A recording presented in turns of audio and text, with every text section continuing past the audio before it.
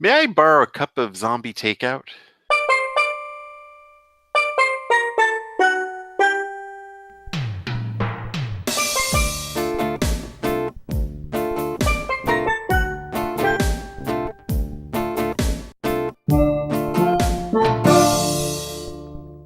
Hello and welcome to Zombie Takeout, the B movie and cult movie show. I'm John, And hello, I'm Scotto.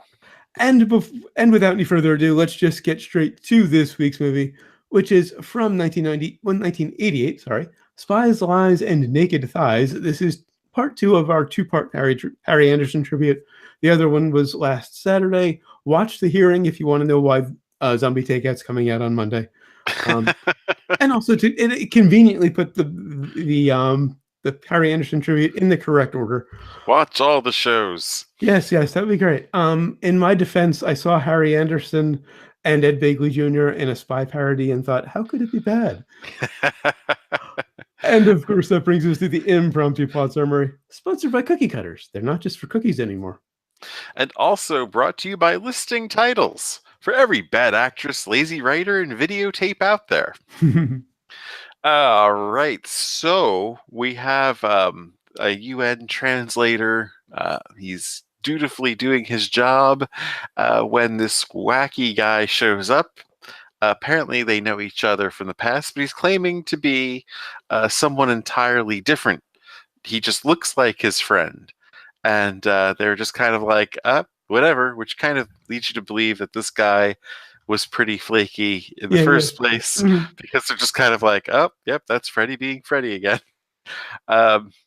So he has this whole crazy story about being a CIA operative, and there's an assassination attempt on the president, and he has to figure out who the assassin is, and foil the case, yada yada yada. Yeah. So of course there's this: is he really a CIA operative, or is he just crazy and making shit up? There's several times where they have it settled, and then they throw a wrench in the works, of course. And they throw a wrench in the work even after the UN translator gets shot at. Which I think once someone was taking shots with a high-powered scope rifle, you just kind of believe it after that. You just go with it. The movie would have been silly if he were crazy and there was some logical explanation for that. Right. So hilarity ensues. And yes, hilarity ensues. I kind of liked the opening credits. They were just incredibly 80s. Animated opening sequence with this like Law and Order guitar. And incidentally, the opening theme and all the music was composed by the same composer who did the Night Court theme. I think his name is Jack Elliott. Really? Yes. That's pretty funny. I forgot 80s TV movies, thankfully. And forgot how long the intros were. It just goes on endlessly. I can't believe that this movie looked like it was done even earlier than 88. Yeah. Like, this looks like it was done from the 70s practically. Well, no, that intro is very 80s. Yeah. I have to admit, I did like the UN stuff. Particularly Ed Begley Jr.'s characters, alternate translations. Yeah, where they're... You get these two, Arabs in the headgear and everything, getting into a big argument, and he just pulls off the headphones and just kind of says what they should be saying. Right. They're trying to smooth things over to keep things from going too far in the argument. And I don't know what it is about TV movies, but it always feels like everybody's still on book. Definitely. Because I was going to say, from the UN scene, it kind of goes downhill from there. And I don't know if it's a time thing, like a time crunch, or bad directing, but it just, you can see the acting. And it's not, all due respect to Begley Jr., he's great, but he even doesn't really pull it out in this movie. He's got a paycheck. Yeah, exactly. Harry Anderson elevates every scene he's in, again, like he does on Night Court. He's I think even better on this than he's on Night Court, because at least on Night Court he's got the best supporting cast you could possibly find. Whereas this, it's not so much. True, true. This was a hell of a job. He was walking with a bit of a limp because he was carrying this entire film on his back. Pretty much. There are some good moments. I loved the endless Reagan speech. He has this recording of Reagan when he shows up. He shows up to this couple who are old friends, they think he is, who he looks like, and he has this recording of Reagan to vouch for his identity as a spy who had his appearance changed to look like their friend. And he's playing it, and it's just the State of the Union that after several hours turns into this personal message that then self-destructs. Which, of course, you bring that up. The ending, then the resolution makes no sense at the end. No. The president says he's somebody else to look like him, and then of course, yeah. But I liked the endless speech and the time lapse there. I also thought Death by Street Sweeper was inventive. They're being chased by a street sweeper at one point, and it turns and runs over this doorman. It was very Murder by Death. Yeah, and I like those parts of Murder by Death. I hated the French accent on the waiter. I talk to a French person on Skype all the time, Lapland. So I've started hating fake French accents, and this is a really horrible French accent. I do not speak with the person that is French online often or at all, and I hated the French accent too. I hated almost every accent in this film. Actually. Yes. That's the only one that really stuck out to me, but they were bad. Nails on chalkboard. And those random scenes with the Asian guy and the British guy. Oh my god, the cheapest joke you can imagine, and they're acting like they've just written it for the first time, that Chinese people eat dogs. And I'm sure they had scripts right under frame, the way they were doing those scenes. And they were trying for this whole Abbott and Costello chemistry that just didn't work. And like I said, though, it is I mean, even by 88, it was just like a cheap joke. Yeah. You know? I mean, the only good way that joke has ever been used was, of course, Fred Willard in Best in Show. Yeah, exactly. And that's because he's being an asshole and just being like, to think in some countries people eat these things. Although you said that was the worst joke ever in the movie. No. Well, they hammer it. They hammer it. That's the problem, is they hammer it. They hammer it. I've 3 different scenes at least. It's like they've just came up with the bit themselves, kind of, and they're trying to sell it to us. There are a couple of points where those two actors randomly walk into a scene, and the two guys who played the Arabs early in the film show up at a party, and they have like this double act in the middle of the party. It's like it felt like a 70s variety show broke out in the middle of a movie. Or a bad laugh-in sketch. That's what I have in my notes. It was a bad laugh-in sketch. That could be an episode title too.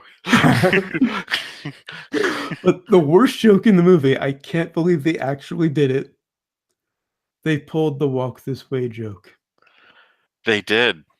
And he actually does like a duck walk, Harry Anderson. And Ed Begley Jr. walked after him. This way. And they go in circles.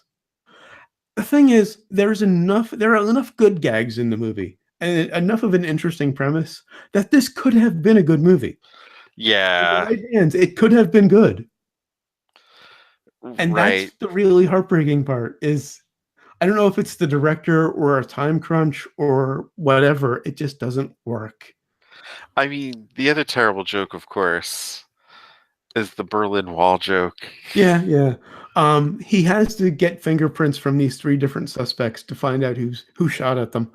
And at the party he gets their fingerprints on a glass. And does an absolutely shitty job of cataloging who's who and everything. So at one point, the wife of the couple who he's staying with visits the apartment to try to get her fingerprints again. And she lives with her brother. One half is East Berlin, and it's, I think East Berlin was the Democratic side, right? Eastern was the communist side because it's closer to Russia. Okay, right. The West Berlin side, it's very modern and furnished very normally, very nicely. On the Eastern side, it's very sparse and concrete, and a cot and picture of Stalin There's Yeah. an actual And fucking yeah, wall in the apartment. right. And the joke is that she's from East Berlin, he's from West Berlin. Yeah. I did like the apartment that was basically a jungle on the other suspect, the Brazilian woman. Yeah, it kind of starts drifting into the absurd, so that was nice. Yeah. Although I have to wonder why Freddie let Evelyn into the investigation. She set up the mic and she's kind of, helping out later when she was a suspect. Right. None of that made any sense. And then she Yeah. wasn't really a suspect Right. anymore. Yeah. They kind of forgot that thread. And I don't They remember her did. getting cleared at any point. No, no, they never cleared her. In fact, it was kind of making it look like she was going to be it, Yeah. Yeah. you know? Hmm. And then the fake out is that she's no longer even a suspect. Right. He lets her in on the investigation. You're just like, wait, what the fuck is happening here? We have another great UN translation scene. Oh, this is the best, I actually. love the line. Ed Begley Jr.'s character Alan is once again, trying to soften what the Arabs, what the two Arab guys are screaming at each other. I know there's got to be a better word than Arab. I apologize for that, but they're screaming at each other, fighting, and he says, "You're a pioneer in the field of Arab of sorry, you're a pioneer in the field of animal husbandry." Well, I was thinking of where he gets them into a fight because he's listening to his wife Yeah, on the wire for right, some right. reason while he's translating.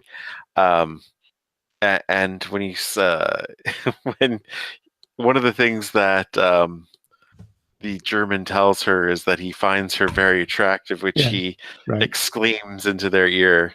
I think it was probably my first and only LOL of the whole movie, actually. Really, not and even the translation scenes. it was, Ed Begley Jr.'s delivery Right, of of that course. line. Yeah. I did get a kick out of the fact that all of the assassination weapons were kitchen implements. Yes. That was a nice touch. And They I started have, getting into like an airplane thing, which yeah, if they'd stuck with for the rest of right. the movie, they'd have been okay. I liked the step slide. They're in a limo to pick up the president and the Russian prime minister, and they're surrounded by their guards. And Yeah. the American guards are saying step slide to as a group move toward the sidewalk to get to the limo. Got a kick out of that. Didn't see the Gunther Hilda reveal coming. Have to admit that surprised me. Because it wasn't probably in the original script. Right, it was tacked on. It was good. And I liked when they drove the limo underwater, like off a pier, because the assassin was hiding in the back of the limo. I did get a kick out of that, and I was a bit surprised by the reveal that he was actually their old friend, who had joined the CIA. Again, tacked on. Obviously tacked on. Yeah. Um, If I didn't uh, mention it before, this was a CBS TV movie. I think the CBS part really kind of shows the pedigree. I mean, I think the whole underwater thing isn't even the most absurd part of the Oh movie, no. honestly. I think the most absurd part is having a kindergarten teacher, just leave her Yeah, class. yeah. And say, if I'm going to be long, I'll send a sub. It's just like, wait, what? What the Because fuck is I thought this? maybe there were subs on hand. She'll have somebody watch the class for her. No, she says, if I'm going to be long, I'll send in a sub. Like, they weren't even doing that for a laugh or a joke No, either. They were no. just doing that as, oh, we just need to get her back into this. So, she's a teacher. She can just leave her classroom at any time. There were a number of jokes that they thought were going to land better than they were. Because they were kind of doing that rapid fire Mel Brooks thing where they don't really announce the joke. Well, They true, announce but I don't think that was done for a joke. Possibly not, yeah. I mean, if you do that for a joke, you see the school burning as they're walking away Right, from it, that's a good point. Yeah, yeah, yeah. You, Yeah. the disaster that would ensue by Uh-huh. you just leaving a Right. group of kindergartners in the classroom on their own. I also should point out that director James Frawley played a waiter in the Muppet movie. That may have been the height of his career. Wow. Uh, but the absolute worst part of this movie, I would have to say, is the woman that plays the ex. Yeah, yeah. Oh my Because, I mean, god. Harry Anderson elevates it. Bagley Jr. is solid. He always is. Linda Pearl is even solid. And, like, all I knew her from was Happy Days. She was shaky too. She's passable. I'll say that. But the But woman that the ex, yeah, plays the Evelyn ex, is no. this could be one of the most inconsistent performances we've seen in our Mhm. whole. I mean, she's like three characters Yeah, yeah, practically. yeah. She's just, oh yeah, that's me kind of thing, which is just, I mean, that's not her fault. That's the Mhm. character. Right. It's annoying as fuck, but Yeah, it's I don't want to hang too much on the actress in this movie. but I'm willing to say it's all James Frawley's fault. there's like a scene where it's like, did she not, was she improvising? Did she just, was she just handed the script minutes before?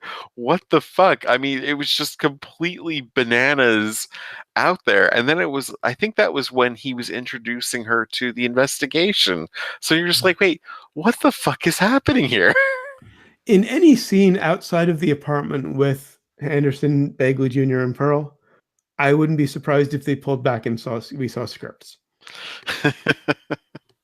And with those three in the apartment, those scenes were really solid. But any other scene, any other actor in the movie, I'm sure was carrying a script.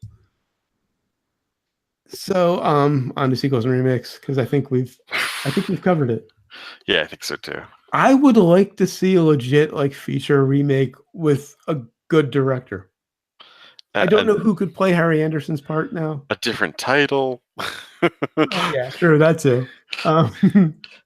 But I think it could work in the right hands. Because there were no naked thighs in No, this. no, not even a hint at that. Like, what are they talking about? I think that was, early clickbaiting. Well, yeah, it was. I mean, like I said, it's just the movie Sex, Lies, and Videotape. I think was Exactly, yeah. Well, there were all three in that movie. Anyway, on to brains. on the brains. There were jokes that I enjoyed, and on the whole, it wasn't a horrible experience. I'm gonna go 3. I think this movie actually may have been released later than '88 for some reason. Okay. Because Sex, Lies, and Videotape was actually '89. Oh, all right. And I'm thinking, because I did remember this movie being out like later, you know? I had no memory of this movie until I saw it on IMDb. I attempted to watch it, I think, back when it was on originally, Okay. and just couldn't make it all the way through. We're kind of opposite Punched of out. the last TV movie we reviewed, Mazes and Monsters. I saw that when it aired, and you didn't had no idea it existed until I mentioned it. But just for Harry Anderson, this gets a brain. All right. Because he's the only reason to watch this movie. Yeah. And what have we learned? Two actors do not a film make. And I learned that even hyenas need privacy to mate. All right, so that's it for Spies, Lies, and Naked Thighs. I had a little off in my notes. Please give this video a like if you enjoyed it. Hopefully you enjoyed it more than we enjoyed the movie. And subscribe if you haven't. Down in the description, you'll find links to the trailer for Spies, Lies, and Naked Thighs and a link to its IMDb page. As well as our links. I forgot to mention this on the last 2 shows. You'll also find our links, not Spotify. I'm switching shows. Social media. Subscribe via links to subscribe via RSS and iTunes. It's been a long night, 3 shows. Yeah. You know the drill with our links. Until next time, and we'll hopefully finally be reviewing Natural Born Killers. I'm not going to say it this time. Until then, always remember, never forget, wherever you go in life, there you are.